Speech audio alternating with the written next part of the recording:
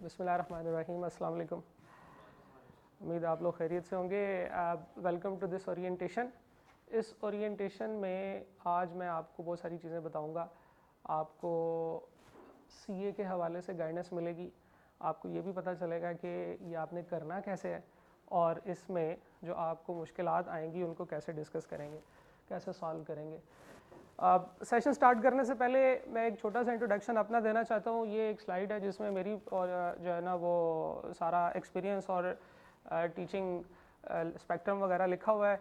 सारा कुछ पढ़ के नहीं बताऊंगा, लेकिन जो आप लोगों से रेलिवेंट है वो ये है कि SBI school of business intelligence का कैंपस डायरेक्टर भी हूँ मैं, और इसके अलावा 5 सब्जेक्ट्स में टीच आउट करता हूँ, मोस्टली ऑनलाइन, लेकिन फिज़िकली भी जो है ना वो पढ़ाया जा सकता है। और मैं क्योंकि अभी फिज़िकली इंशाल्लाह आपको एक सब्जेक्ट पढ़ाऊंगा भी। मेरे टीचिंग स्पेक्ट्रम में जो सब्जेक्ट शामिल हैं PRC 1, PRC 2, fundamentals of accounting और क्वांटिटेटिव एनालिसिस इन बिजनेस, ये 2 सब्जेक्ट्स PRC लेवल पे हैं। कैफ लेवल के ऊपर कैफ 1, कैफ 6, FAR और बिजनेस इंसाइट एंड एनालिसिस, और MSO हैंड्स ऑन कोर्स है, ये भी आप लोगों को पढ़ाऊँगा मैं। क्या चीज़ होती है ये भी मैं आपको बताऊँगा। इसके अलावा मेरा जितना भी एक्सपीरियंस या मेरे जितना भी ये जो टाइम पीरियड प्रोफेशनल लाइफ का गुजरा है, मेरा मोस्टली ये सारा का सारा CA की टीचिंग के हवाले से ही है। CA को डिफरेंट लेवल्स पे, डिफरेंट रोल्स में, डिफरेंट ऑर्गेनाइजेशंस में मैंने सर्व किया है, और मैक्सिमम मेरा जितना भी सारा टाइम है आफ्टर माई CA आर्टिकल्स वो सारा CA की टीचिंग से ही रिलेट कर रहा है। ठीक है, कैफ लेवल हो, CFAP लेवल हो, PRC लेवल हो, इन सारे लेवल्स के ऊपर डिफरेंट रोल्स में और डिफरेंट पोजीशंस पे मैंने सर्व किया है। बाकी जब आपके पास ये स्लाइड्स आएंगी आप पढ़ लीजिएगा। ठीक है, इस वक्त हम लोग जो बात करने आए हैं, मैं ये समझता हूँ कि सबसे पहले आप लोगों को मैं कंग्रेचुलेट करना चाहता हूँ, आप लोगों को मुबारकबाद देना चाहता हूँ कि आप लोगों ने एक बड़ी ज़बरदस्त क्वालिफ़िकेशन चूज़ की है। आपने एक ऐसी क्वालिफ़िकेशन का इंतखाब किया है जो कि परफेक्ट क्वालिफ़िकेशन है, that makes you ordinary to extraordinary. ये जो क्वालिफ़िकेशन है ना, ये जो आपने चूज़ किया है CA चूज़ करना, ये सिर्फ ये डिसीजन चार्टर्ड अकाउंटेंसी पढ़ने का नहीं है, ये डिसीजन जो है ये एक्सीलेंस का डिसीजन है। जब आप CA चूज़ करते हो तो आप सिर्फ यही चूज़ नहीं करते कि भाई मैंने पढ़ना है, आप हार्ड वर्क करने का डिसीजन भी लेते हो। ठीक है, आप जब CA चूज़ करते हो तो आप फोकस का डिसीजन लेते हो। आप जब CA चूज़ करते हो तो आप कहते हो कि मैं आई विल चूज़ डेडिकेशन या डिसिप्लिन ओवर डिस्ट्रैक्शन। तो ये कोई छोटा डिसीजन नहीं है, ये आपकी आगे आने वाली लाइफ को ऐसा चेंज कर देगा कि you will be a very different person within no time. 2 से 3 साल के अंदर आप इतना चेंज हो जाओगे, आप इतने ज़बरदस्त हो जाओगे, you will be A phenomenal individual, you will be an extra ordinary individual. तो ये बड़ी ज़बरदस्त क्वालिफिकेशन है, और ये जो टाइम है, जिस टाइम में आपने इसको चूज़ किया है, this time is also very interesting and very important time. Chartered accountancy इस वक्त द फास्टेस्ट चेंजिंग मोड है, फास्टेस्ट चेंजिंग फील्ड है। इस वक्त जितनी अपडेट्स जो हैं चार्टर्ड अकाउंटेंसी में आ रही हैं, उतनी पाकिस्तान में किसी और क्वालिफिकेशन में नहीं आ रही हैं। IT इंफॉर्मेशन टेक्नोलॉजी जितनी स्पीड से आ रही है हमारी तरफ, चार्टर्ड अकाउंटेंसी उससे ज़्यादा स्पीड से उसकी तरफ भाग रही है। वो कहता है आओ मेरे से बात करो, हम कहते हैं नहीं तुम आओ हमारे गले लगो। इंफॉर्मेशन टेक्नोलॉजी को हम लोगों ने जितना इंटरवीव किया है, जितना अपडेट किया है, जितना ऐड किया है हमने अपनी क्वालिफिकेशन के अंदर, उतना किसी और क्वालिफिकेशन ने नहीं किया। आप लोगों ने FSC में पढ़ा ना, मिस्टर चिप्स पढ़ा होगा, पढ़ा ना, मैंने भी पढ़ा था, मेरे वालिद साहब ने भी पढ़ा था, और शायद मेरे बच्चे भी अब आगे मिस्टर चिप्स पढ़ेंगे। अनफॉर्चुनेटली हम लोग क्या करते हैं, हमारा जो सिलेबस है वो इतनी स्पीड से अपडेट नहीं हो रहा। इंफॉर्मेशन टेक्नोलॉजी के ज़माने में मेरे पास मोबाइल्स थे, मेरे वालिद साहब के पास मोबाइल नहीं था जब वो मेरी उम्र के थे। जब वो रिटायर होने के करीब आए, वो आपडा में एम्प्लॉई थे, जब वो रिटायर होने के करीब आए तो उस वक्त उन्होंने मोबाइल लिया जो नोकिया वाला मोबाइल होता था। कौन सा मॉडल होता था वो? 3310 जो होता था, जिसमें स्नेक्स की गेम होती थी। किसी ने खेली? आप लोगों ने तो खेली भी नहीं होगी, हम लोग तो खेलते रहे। ठीक है, तो मेरी और आपकी उम्र में भी फ़र्क है ना, तकरीबन 10-12 साल की है, ज़्यादा नहीं है। ठीक है, तो मैं इतना बूढ़ा नहीं हूँ। सही है। तो हाँ, वो सब कुछ खा जाता था, एंड पे जब वो अपने आप को भी खा जाता था तो फिर वो मरता था। इसका मतलब ये है कि अपने आप को नुकसान पहुंचाएंगे तो काम ख़राब होगा। अच्छा, मैं ये कह रहा हूँ, अच्छा उनके वालिद साहब के, कभी आपने सोचा कि उनके वालिद साहब क्या कर रहे होंगे? उनके वालिद साहब के पास जब तक वो बूढ़े नहीं हुए, 60 साल से ज़्यादा नहीं हुए, उस वक्त तक उनके गाँव में इलेक्ट्रिसिटी नहीं थी। सही है, और मुझे याद है मैं जब ददयाल जाता था वहाँ पे देर वाज अ टाइम, बहुत थोड़ी मेमोरी है उस चीज़ की, लेकिन वाकई वहाँ पे बिजली नहीं होती थी। ठीक है, मुझे याद है वो वाला टाइम पीरियड। और उनसे पीछे वाले जो थे वो तो फिर पता नहीं दिए चलाया करते थे। तो चेंजेस जब इतनी हुई हैं, लेकिन हम अभी भी मिस्टर चिप्स ही पढ़ते जा रहे हैं। वो कैथरीन एवरडीन पढ़ते जा रहे हैं हम। कैथरीन एवरडीन नहीं था, क्या नाम था उसका, मुझे तो भूल गया। कैथरीन था बहरहाल उसका नाम, कैथरीन ब्रिजेस, यस ठीक है, कैथरीन ब्रिजेस उसका नाम था। तो इस सारी स्टोरी का, इस सारी बात बताने का मकसद ये है कि हर चीज़ चेंज हो रही है। चार्टर्ड अकाउंटेंसी इंफॉर्मेशन टेक्नोलॉजी को इतनी स्पीड से अपनी जो क्वालिफिकेशन है उसके अंदर ऐड कर रहे हैं कि हम अब बड़े फ़ख्र से ये नारा लगाते हैं कि chartered accountancy is a future ready qualification. इस क्वालिफिकेशन के अंदर हम जो पढ़ रहे हैं ना, we are making you, we are developing you for a future. हम लोग फ्यूचर के लिए आपको तैयार कर रहे हैं। हम आप लोगों को आईटी पढ़ाते हैं। वुड यू बिलीव कि चार्टर्ड अकाउंटेंट्स को जितना डाटा एनालिटिक्स और जितनी आईटी आती है वो आईटी ग्रेजुएट को भी नहीं आती। हम लोग आपको हैंड्स ऑन कोर्सेज कराते हैं, जो अभी मैंने आपको बताया कि एक हैंड्स ऑन कोर्स है एमएस ऑफिस का, आपकी क्वालिफिकेशन का पार्ट है। बच्चे क्या करते हैं, बच्चे जब वो कोई एफएससी वगैरह कर लेते हैं तो किसी इदारे में जाके कहते हैं जी हमें बेसिक कंप्यूटर सिखाएं। हम आपको एडवांस कंप्यूटिंग सिखाते हैं, हम आपको एडवांस डाटा एनालिटिक्स सिखाते हैं, हम आपको पाइथन सिखाते हैं जो सॉफ्टवेयर डेवलपर्स को आता है, हम आप लोगों को डाटा एनालिटिक्स बताते हैं जो कि डाटा साइंटिस्ट को आता है। हम आपको, और ये सारी चीज़ें ऐसे नहीं है कि आप लोगों को कहते हैं अच्छा यार करना है तो कर लो, नहीं तो छोड़ दो। आपकी क्वालिफिकेशन का पार्ट है। अगर नहीं करेंगे तो आपकी क्वालिफिकेशन कंप्लीट नहीं होगी। हम आपको बिग डाटा बताएंगे, हम आपको ब्लॉकचेन बताएंगे, हम आपको सस्टेनेबिलिटी बताएंगे, हम आपको ये बताएंगे कि किस तरीके से आप लोगों ने डाटा एनालिटिक्स करने, आर्टिफिशियल इंटेलिजेंस पढ़ाएंगे आपको। एक कोर्स है hands on course artificial intelligence and data analytics, जो आपकी कोर्स का क्वालिफिकेशन का पार्ट है। तो आप अगर ये सोच रहे हैं कि यार ये तो पता नहीं कोई अकाउंटेंट्स हैं जो बाहर बैठे होंगे या किसी कमरे में पीछे बैठे होंगे, एंट्रियाँ किया करेंगे, तो ये गलत है। एंट्रियाँ करने वाला काम आपको पहले ही 3 महीनों में करा दिया जाएगा। उसके बाद आपको हम तैयार करेंगे अपनी ऑर्गेनाइजेशन को प्रेजेंट करने के लिए, आपको तैयार करेंगे नए बिजनेसेस को डेवलप करने के लिए, आपको तैयार करेंगे चेंजिंग इन्वायरमेंट में अपडेट होने के लिए और अपने आप को मज़ीद अपडेट करने के लिए। हम लोग हर 5 साल के बाद, हर 4-5 साल के बाद अपना जो सिलेबस है वो अपडेट करते हैं। उसे हम एजुकेशन स्कीम का नाम देते हैं। इस वक्त एजुकेशन स्कीम 2025 जो अभी हमारी नई आई है, ये वाकई ही इंफॉर्मेशन टेक्नोलॉजी ड्रिवन है और उसका नारा है फ्यूचर रेडी। ये मैंने अपने पास से 2 वर्ड्स नहीं बनाए। हमारी क्वालिफिकेशन जिन लोगों ने बनाई है या जो लोग उसका सर्टिफिकेशन डेवलप कर रहे हैं, उन लोगों ने ये नारा लगाया कि भाई हम आपको फ्यूचर रेडी बनाएंगे। और फ्यूचर रेडी कैसे बनेंगे, जब आपको वो तमाम टूल्स पता होंगी जो फ्यूचर में आप लोगों को अपडेट करने के लिए चाहिए। फिर दूसरा नारा, signature qualification that empowers to lead. Chartered accountancy एक ऐसी क्वालिफिकेशन है जो आपको इस काबिल बनाती है कि आपका नाम ही काफ़ी। सही है। पाकिस्तान के अंदर चार्टर्ड अकाउंटेंट्स होते हैं, जब उनको उनके बारे में बताया जाता है लोगों को, तो वो कहते हैं हाँ आपको तो नौकरी ढूंढ रही होगी। वो आपने सलमान खान का सुना? नहीं सुना? एक वो मूवी के अंदर था ना कि वो कहती है कि जी, लड़की कहती है जी मैंने सीए किया हुआ है, तो वो कहता है फिर आप नौकरी नहीं, नौकरी आपको ढूंढती होगी। एंड दिस इज़ ट्रू, और ये बड़ी सही बात है। और इंडियन चार्टर्ड अकाउंटेंट्स जो हैं वो और पाकिस्तानी चार्टर्ड अकाउंटेंट्स, इन दोनों के अंदर पाकिस्तानी चार्टर्ड अकाउंटेंट्स तो उससे भी बेहतर समझे जाते हैं।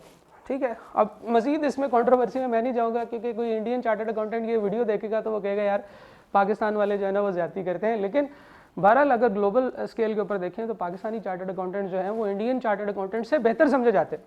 सही है। 100% एम्प्लॉयमेंट, इसमें तो कोई शक ही नहीं है। चार्टर्ड अकाउंटेंट्स जो हैं वो अपने आप में एक बिजनेस है, वो अपने आप में एक एम्प्लॉयमेंट है।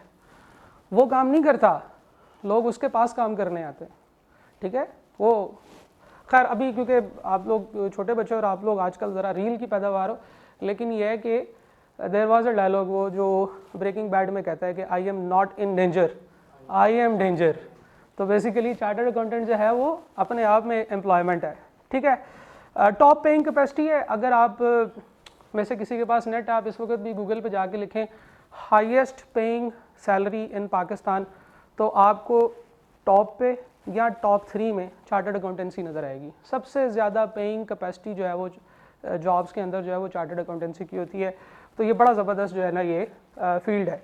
कंटिन्यूस प्रोफेशनल डेवलपमेंट, आपको अपडेट किया जाता है और ऐसे नहीं है कि आपका दिल करे तो यार ठीक है मैं अपने आप को अपडेट कर लूँगा। यू विल बी फोर्स्ड, आपको फोर्स किया जाएगा, वरना आपका लाइसेंस कैंसिल कर दिया जाएगा, आप अगर अपने आप को अपडेट नहीं करेंगे, आप अगर एक साल के अंदर कम से कम 40-50 घंटे के लेक्चर्स और अपडेट्स नहीं करेंगे तो आपको हम लोग आपका लाइसेंस कैंसिल कर दिया जाता है।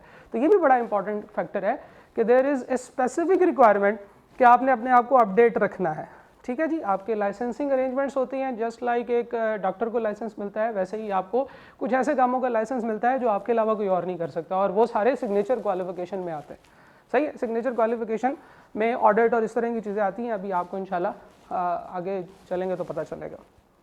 देन इंटरनेशनल रिकग्निशन, पाकिस्तान में आपकी इज़्ज़त तो है ही है, बाहर दूसरे ममालिक में भी आपको बहुत इज़्ज़त की निगाह से देखा जाता है। सही है, डिफरेंट कंट्रीज़ के अंदर उनकी जो अपनी प्रोफेशनल क्वालिफिकेशंस है उनमें आपको कैरियर पाथ्स मिलते हैं, उनमें आप एक आध पेपर दे दें या थीसिस कर लें तो आपको जो है ना वो उनकी क्वालिफिकेशन, उनकी डिग्री मिल जाती है, या आपको वो वैसे ही एजाज़ी तौर पे वो डिग्री मिल जाती है। पाकिस्तान के अलावा Saudi Arabia, New Zealand, Canada, Australia, ये सारे वो ममालिक हैं जहाँ पे वो कहते हैं आए पाकिस्तानी चार्टर्ड अकाउंटेंट्स आए हमारे पास, हम उनको अपनी डिग्री फ्री देंगे, यानी कि विदाउट डूइंग एनी पेपर, पैसे तो लेंगे लेकिन उसके अलावा कोई और आपको एफर्ट नहीं करनी पड़ेगी। तो इससे पूरा एक रिकग्निशन चार्ट है जो है कि आपकी वेबसाइट पे अवेलेबल है कि कौन से ममालिक में जाके आपको कैसी रिकग्निशन मिल सकती है। And global mobility is very easy, आप बाहर जा सकते हैं, जिस मुल्क में आप जाना चाहें आप वहाँ पे जा सकते हैं और वहाँ पे जाके अच्छा आप अर्न कर सकते हैं और वहाँ पे सेटल भी हो सकते हैं। ठीक है जी, और फील्ड में डाइवर्सिटी है, जहाँ पे पैसे का काम होगा वहाँ पे आप लोगों को चार्टर्ड अकाउंटेंट्स की ज़रूरत होती है हमेशा। छोटे बिजनेसेस जो होते हैं वो तो ठीक है, वो तो अकाउंटेंट्स से काम चला लेते हैं, लेकिन बड़े बिजनेसेस के लिए हमेशा चार्टर्ड अकाउंटेंट्स की ज़रूरत होती है जो इनकी की पोजीशंस पे मौजूद होते हैं और वो बिज़नेस के फाइनेंसेस को मैनेज कर रहे होते हैं। क्योंकि अगर बिज़नेस अपना फाइनेंस मैनेज कर ले ठीक से तो फिर वो बिज़नेस चल जाएगा, वरना वो बिज़नेस नहीं चलता। तो इसलिए मैं ये कहता हूँ कि this is the perfect time to choose chartered accountancy. आपने चूज़ किया है, आप अब इसको कंटिन्यू करोगे। अब आपने पीछे मुड़ के नहीं देखना, क्योंकि पीछे मुड़ के जब आप देखेंगे आज से 2-4 महीने, 5 महीने बाद, साल बाद, तो जो पीछे वाले हैं ना वो बहुत पीछे रह गए होंगे। आपके जो दोस्त इस वक्त जिन्होंने सोचा है कि यार ठीक है अभी मैं इजी चलता हूँ, मैं BBA कर लेता हूँ, मैं ADP कर लेता हूँ 4 साल का टर्म, 4 साल is a huge time. 4 years में you will B so far ahead कि आप पीछे देखेंगे तो आपको आपके वो दोस्त नज़र नहीं आएंगे। 4 साल में आप कहाँ पे पहुँच सकते हैं, CA के अंदर डेडिकेटेड 4 years में आप क्या क्या अचीव कर सकते हैं वो भी बताऊँगा, देखते रहिए, जुड़े रहिए। ठीक है, तो वो जुड़े रहिए कहते हैं ना, वो जब वो कहते हैं कि यार अभी कमर्शियल ब्रेक होने लगी है उसके बाद जाना नहीं है आप लोगों ने कहीं। ठीक है जी, तो दिस इज़ वेरी इंपॉर्टेंट। और जब इतना कुछ है इस क्वालिफिकेशन के अंदर तो फिर डेफिनेटली इस क्वालिफिकेशन को अचीव करना तो काफ़ी मुश्किल ही होगा, क्योंकि if you want to get something you never had, you have to do something you never did. मेहनत, डेडिकेशन, बड़ा कुछ आए ज़रा, discipline, determination, will power, dedication, commitment, regularity, कुछ ये भी चीज़ें आपको चाहिए CA कंप्लीट करने के लिए। और कुछ ये चीज़ें थोड़ी सी, बस ये ज़्यादा नहीं है, ये कोई 50 चीज़ें हैं जो मेरे जहन में आई तो मैंने लिख दी कि अगर आप ये 50 चीज़ें कर लें तो आप CA पास कर सकते हैं। लेकिन इंटरेस्टिंग बात यह है कि ये 50 चीज़ें आपको नहीं चाहिए, आपको सिर्फ एक चीज़ चाहिए, डिसिप्लिन। डिसिप्लिन के साथ आप चार्टर्ड अकाउंटेंसी को अचीव कर सकते हैं। ना आपको इंटेलिजेंस चाहिए, ठीक है, चाहिए थोड़ी बहुत, लेकिन ये नहीं है कि भाई ये बच्चा इंटेलिजेंट है ये CA कर लेगा, ये इंटेलिजेंट नहीं है ये CA नहीं करेगा। इस बच्चे ने FSC में तो 80% प्लस मार्क्स हासिल कर लिए, ये 90% प्लस मार्क्स हासिल कर लिए, इसलिए ये तो भाई CA में ऐसा सेल करता जाएगा, और मेरे क्योंकि 70% मार्क्स हैं तो मैं नहीं कर सकूँगा, ये मेरे क्योंकि 50% मार्क्स हैं मैं CA कर ही नहीं सकता। ऐसा नहीं, सिर्फ एक चीज़ चाहिए। पूरी स्क्रीन में मैंने बहुत बड़ा करके लिखा है, मैं उसको भी छुपाने लगा था वो जो पीछे लिखा how to achieve success in CA, क्योंकि ये सबसे इंपॉर्टेंट चीज़ है, डिसिप्लिन। और डिसिप्लिन से ही आप CA अचीव कर सकते हैं। डिसिप्लिन नहीं है तो फिर कोई भी चीज़ डिसिप्लिन को कंपनसेट नहीं कर सकती, ये जहन में रखिएगा। आज पहले दिन पल्लू से बांध लें, खैर पल्लू तो आपके होते नहीं है, वो तो लड़कियों की होती है। आप कागज़ पे लिख के इसको जेब में रख लें, वॉलेट में रख लें, आप रोज़ाना सुबह उठ के इसका जो है ना वो दीदार किया करें उस कागज़ का कि डिसिप्लिन इज़ एवरीथिंग। जिस दिन आपने डिसिप्लिन का दामन हाथ से छोड़ दिया, आप उसी कश्ती में सवार हो जाएंगे, आप उसी ट्रेन में चले जाएंगे जो ट्रेन जहाँ जिसके बासी जो है ना वो कहीं जाने वाले नहीं। आपने बहुत सारी चीज़ें CA के बारे में सुनी होंगी, यार ये होता नहीं है, ये पास नहीं होता, इसमें फेलियर रेशो बहुत ज़्यादा है, लोग बूढ़े हो जाते हैं, CA नहीं होता। इसलिए नहीं होता कि ये चीज़ उनके पास मिसिंग होती है। ये बहुत ज़रूरी है चीज़, और ये याद कर लो। आज अगर आप डिसिप्लिन का वादा करते हो ना मेरे से, तो मैं 6 साल बाद आपसे सीए का वादा मैं करता हूँ आपसे। डिसिप्लिन का वादा आपने मेरे से करना है। डिसिप्लिन क्या है? जब आप क्लास लेना शुरू होते हैं तो फिर रोज़ क्लास लेने आना है। अनफॉर्चुनेटली हमारी ये पीछे एक बड़ी क्लासरूम है जिसमें हम लोग कैफ की क्लासेस करते हैं।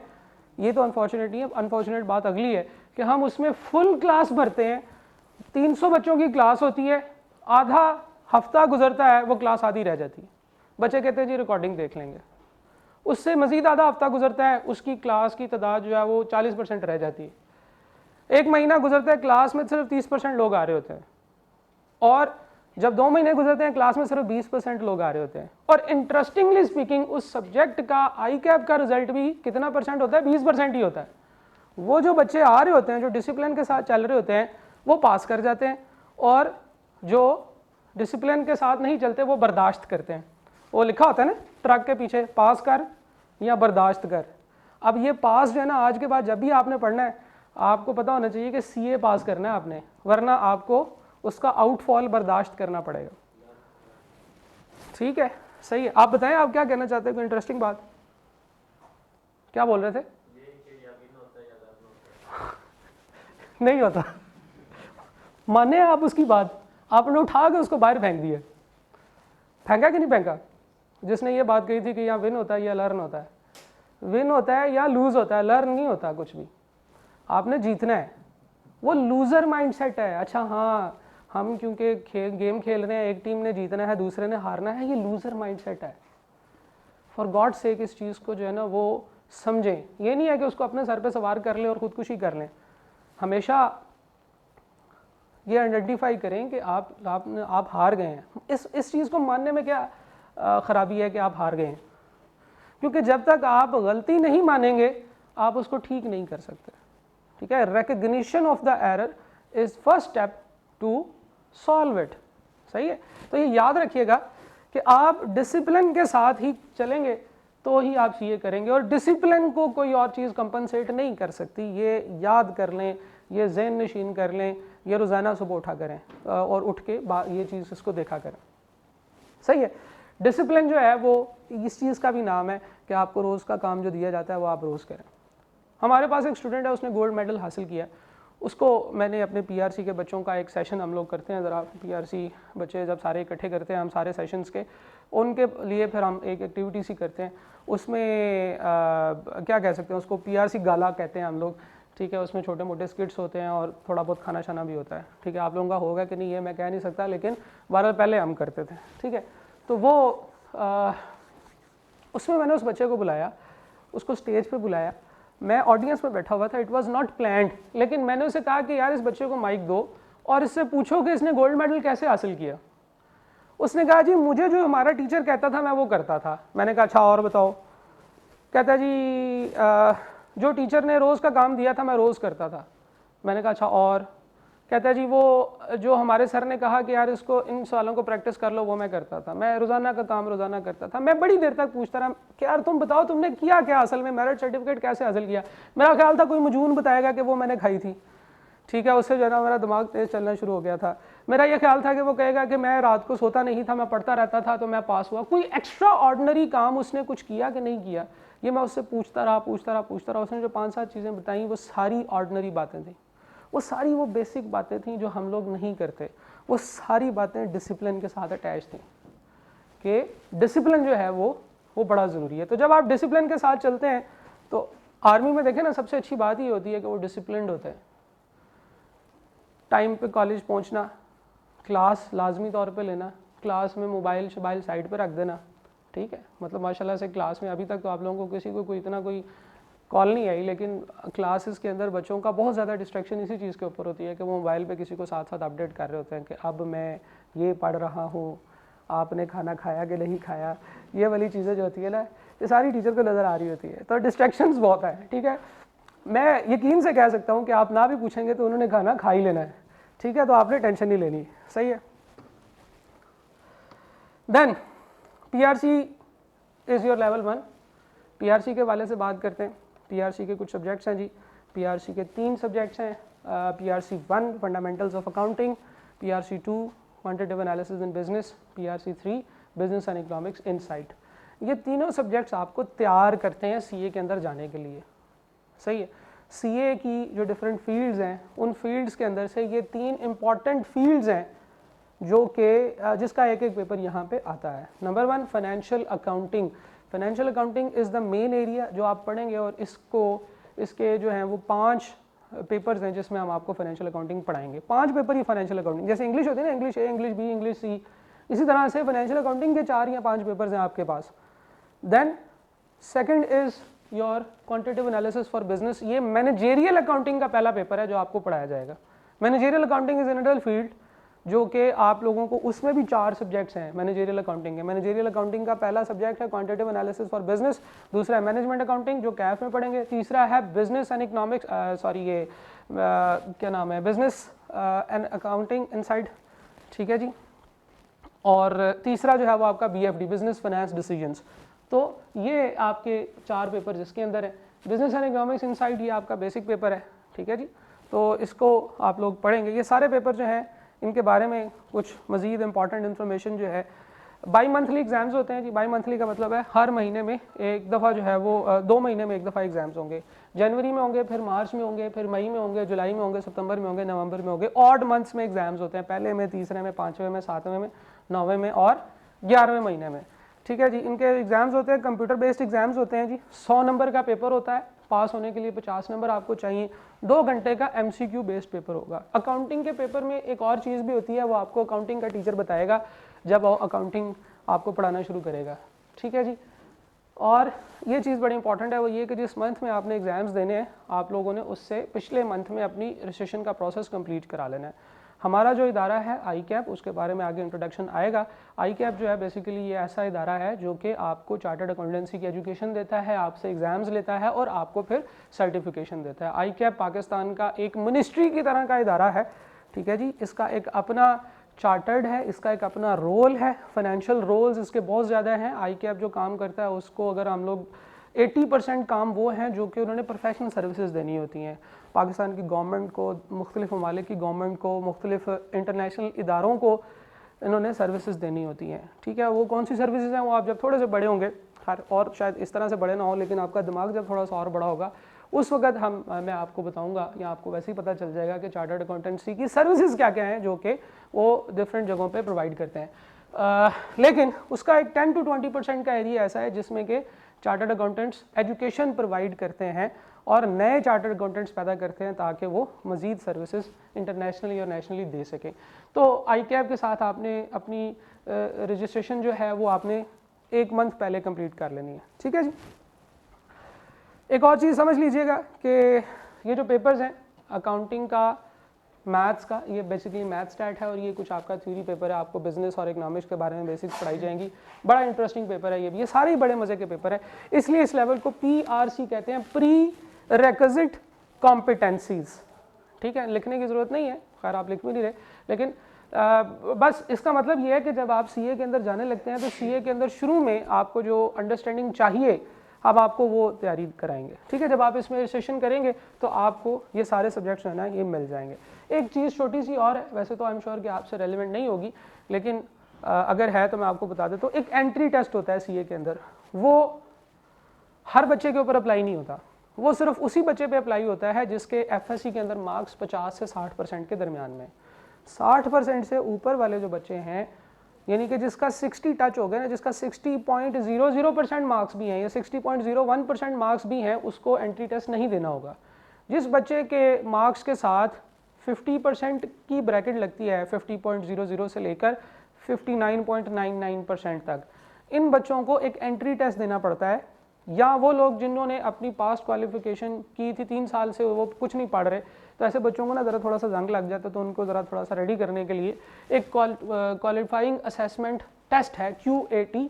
और ये QAT का जो टेस्ट है ये MCQ बेस्ड टेस्ट होता है और ये इसका एक सिलेबस है जिसके अंदर कुछ चीज़ें यानी कि बेसिक मैथमेटिक्स है, इसके अंदर एनालिटिकल रीजनिंग है। एनालिटिकल रीजनिंग से मुराद ही होती है कि वो कहते हैं कि यार ऑड वन आउट आइडेंटिफाई करें और डिफरेंट जो है वो मीनिंग्स और वर्ड्स और इस तरह की चीज़ें आइडेंटिफाई करने के लिए कहते हैं। पैटर्न्स दिए होते हैं, पैटर्न्स आइडेंटिफाई करने के लिए कहते हैं। और फंक्शनल इंग्लिश का आपका तीसरा एरिया है जिसमें basic English, synonym, antonym, tenses वगैरह, एक्टिवाइज, पैसिवाइज, इस तरह की और भी कुछ चीज़ें होती हैं।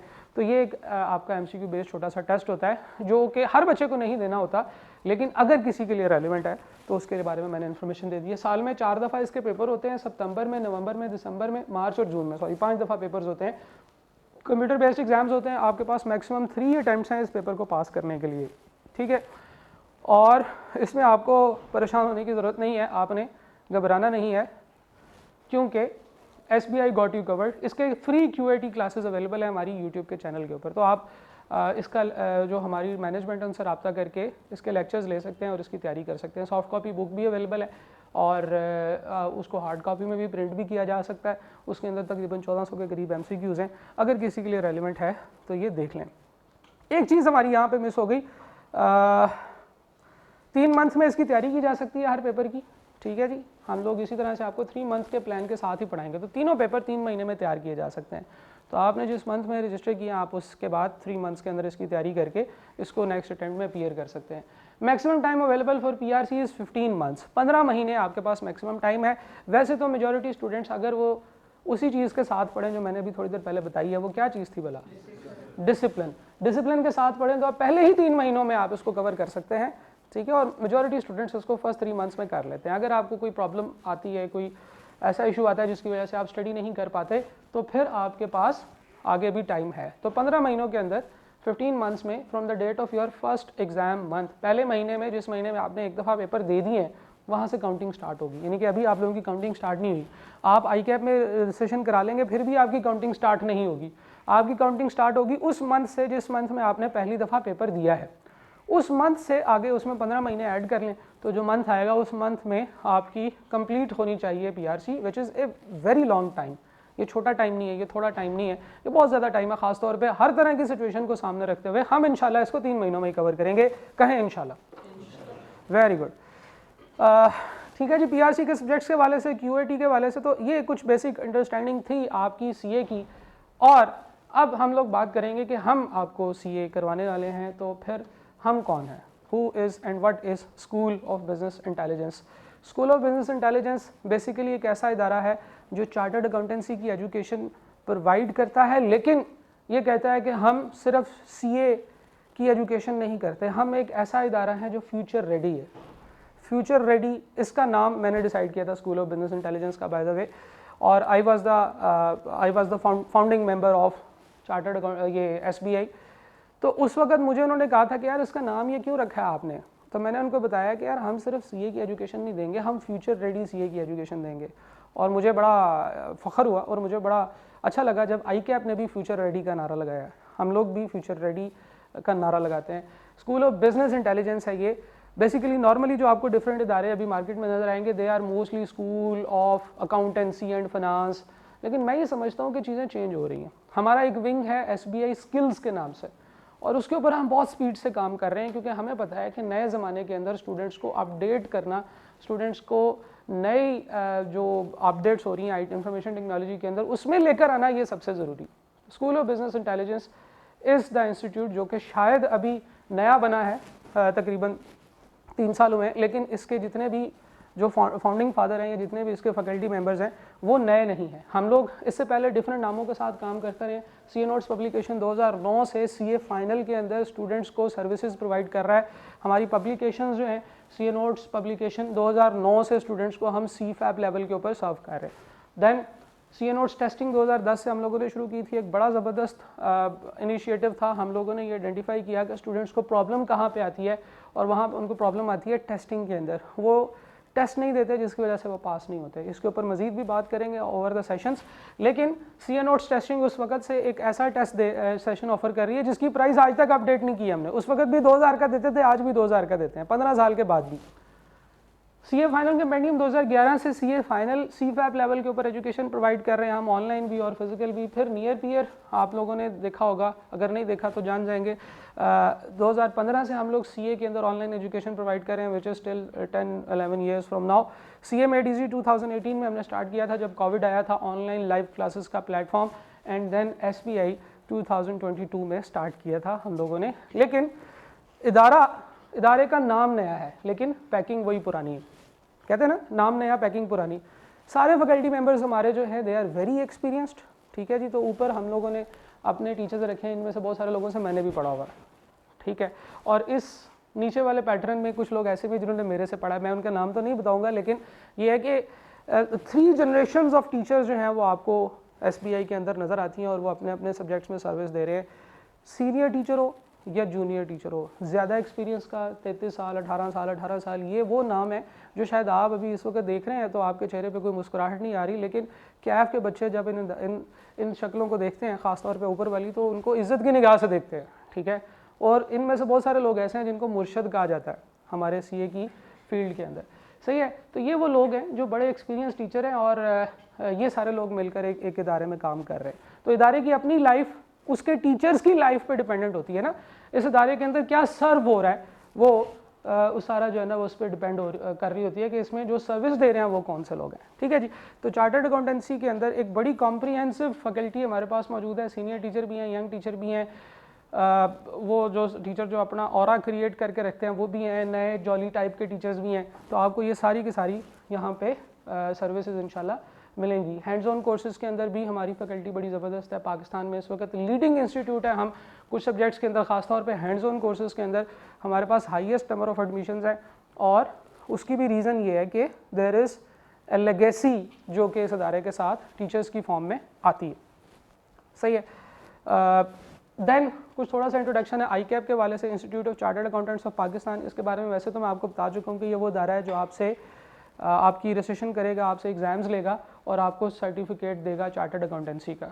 ये इदारा जो है ये 1961 में बना था और उस वक्त से लेकर अब तक पाकिस्तान के अंदर जितने भी फाइनेंशियल मैटर्स हैं उसमें आपको इन्फॉर्मेशन प्रोवाइड करता है, उसमें आपको हेल्प भी करता है। और ये ऐसा इदारा नहीं है कि जो सिर्फ आप समझ लें कि पैसे लेकर काम करता है। पाकिस्तान के अंदर बहुत सारी ऐसी पॉलिसीज़ और बहुत सारे ऐसे रूल्स हैं जिनमें चार्टर्ड अकाउंटेंट्स का इनपुट इनवैल्यूएबल है, इररिप्लेसेबल है। पाकिस्तान के अंदर कोई मेजर रूल जो कि बिजनेसेस को रिलेट कर रहा होता है, बिजनेसेस को अपडेट कर रहा होता है, वो आने से पहले चार्टर्ड अकाउंटेंट से उसमें कमेंट्री ली जाती है। पाकिस्तान के अंदर जब भी बजट आता है चार्टर्ड अकाउंटेंट्स उस पर कमेंट्री करते हैं, वो कहते हैं यार ये चीज़ ठीक है, ये चीज़ गलत है, ये ज़्यादती होगी, इससे आपको बेनिफिट होगा। क्यों? क्योंकि हमारे पास वो टूल्स हैं, हमारे पास वो नॉलेज है, हमारे पास वो अपडेट्स हैं जो कि हम बच्चों को या जो इकोनॉमी है उसके अंदर अपडेट कर सकते हैं। Institute of chartered accountants of Pakistan के बारे में हम बात कर रहे हैं। मैं ये बताया आपको कि चार्टर्ड अकाउंटेंट्स जो हैं ये सिर्फ ऐसा नहीं है कि ये सिर्फ वर्क फॉर हायर है, यानी कि पैसे लेकर काम करते हैं। ये बहुत सारी ऐसी एक्टिविटीज़ भी करते हैं जो हमारे मुल्क में फाइनेंस और इकोनॉमी की डायरेक्शन सेट करते हैं, सही है। स्टेट बैंक ऑफ पाकिस्तान को बहुत सारी सर्विसेज दी जाती हैं, FBR federal board of revenue को बहुत सारी गाइडलाइंस दी जाती हैं, securities and exchange commission of Pakistan इनको भी बिज़नेस के हवाले से कि बिज़नेस को कैसे डील करना है, कैसे मैनेज करना है, इसके ऊपर बहुत सारी इनकी सर्विसेज होती हैं। Internationally recognised and honour body है। बहुत सारे इदारों के अंदर, बहुत सारे मुल्कों में हमारे इस इदारे को बड़े परा की हैसियत हासिल है, सही है।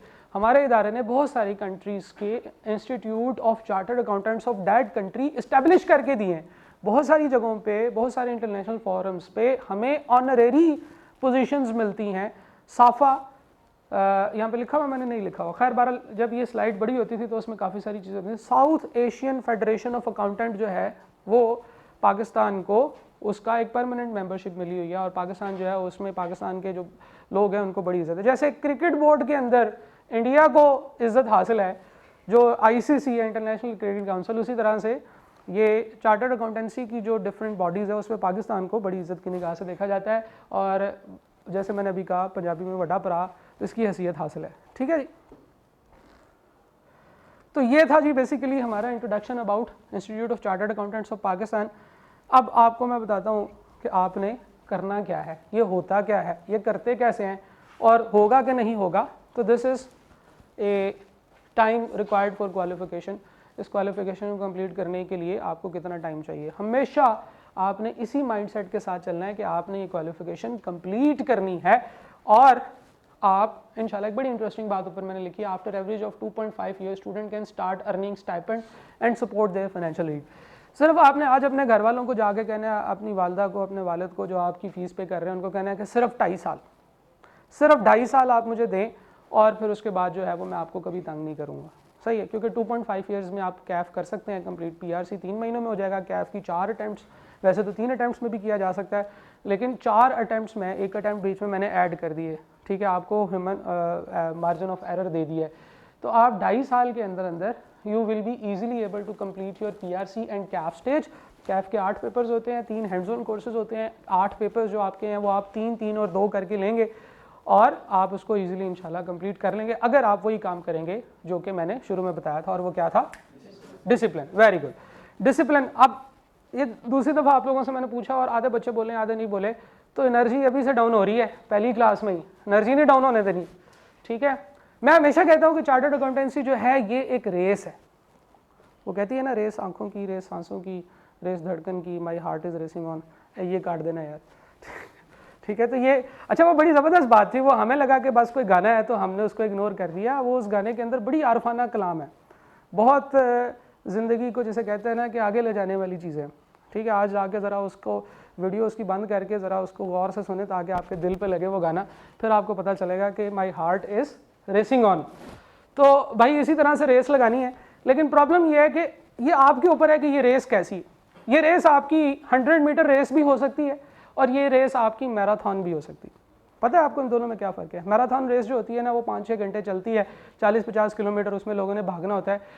जब वो शुरू होती है ना तो आपको नज़र आ रहा होता है कि लोग भाग नहीं रहे, वो लोग सिर्फ आहिस्ता आहिस्ता ब्रिस्क वॉकिंग इसको कहते हैं कि चल रहे होते हैं, लेकिन वो ज़रा तेज़ चल रहे होते हैं क्योंकि उनको पता है कि हमने 6 घंटे दौड़ना है। तो वो इस तरह से चलते हैं कि हम लोग 6 घंटे तक एनर्जी अपनी कंटिन्यू कर सकें। 1000 लोग भागते हैं मैराथन रेस में और एंड पे सिर्फ मेरा ख्याल है कि 10, 20, 50 लोग ही मैराथन रेस को कंप्लीट कर पाते हैं। ये लाहौर में जब मैराथन रेस होती है 5 किलोमीटर की, 1000 लोग भागते हैं, एंड पे कोई भी नहीं पहुंचता वहाँ पे। सही है। तो हमारे तो खैर भागने वाली तो वैसे ही बहुत जो है वो स्किल हमारी ख़राब है। अगर कोई किसी ने कोई पुलिस ट्रेनिंग का जो है ना वो कोई रेस देखी हो तो आपको वहाँ पे बड़ी मज़े की चीज़ें नज़र आती हैं। खैर, तो मैराथन रेस जो होती है उसकी अप्रोच डिफरेंट होती है, उसका माइंडसेट डिफरेंट होता है, तो फिर वो होती भी बहुत लंबी। लेकिन 100 मीटर रेस कभी देखी आपने? हर प्लेयर, हर रेसर जो है उसमें इतनी स्पीड से भागता है जितनी स्पीड से वो भाग सकता है। यूसेन बोल्ट का नाम आप लोगों ने सुना होगा, उसने वो 100 मीटर रेस जीती है। उसका वर्ल्ड रिकॉर्ड है इस वक्त 10 सेकंड्स का। कभी उसकी वीडियो निकाल के देखें, यूसेन बोल्ट वर्ल्ड रिकॉर्ड, पता नहीं अब चेंज ना हो गया हो, मुझे नहीं पता, 9.6, 9.78। तो आप वुड यू इमेजिन कि वो कैसे भागता है? वो इतनी स्पीड से भागता है और वो उतनी जल्दी रेस जीत जाता है। तो भाई सीए जो है ये एक रेस है, अब ये आपके ऊपर है। अगर आप स्लो चलेंगे तो ये मैराथन बन जाएगी, फिर पता नहीं आप पहुंच सकते हैं कि नहीं, और बहुत देर से पहुंचेंगे। लेकिन अगर आप उतने ज़ोर से भागेंगे जिस ज़ोर से यूसेन बोल्ट भागा था, तो ये 10 सेकंड में ख़त्म हो जाएगी। अगेन फ़र्क कहाँ पे है? वहीं पे जो मैंने आपको बताया था, डिसिप्लिन, ठीक है। तो कैफ के 8 पेपर्स है, सेमी एनुअली फरवरी और अगस्त में एग्जाम्स होते हैं। 2.5 साल में तकरीबन ये कंप्लीट हो सकता है। जब आपका ये दोनों स्टेजेस कंप्लीट हो जाएंगी तो आपका एक चीज़ स्टार्ट हो जाएगी जिसे हम कहते हैं ट्रेनिंग।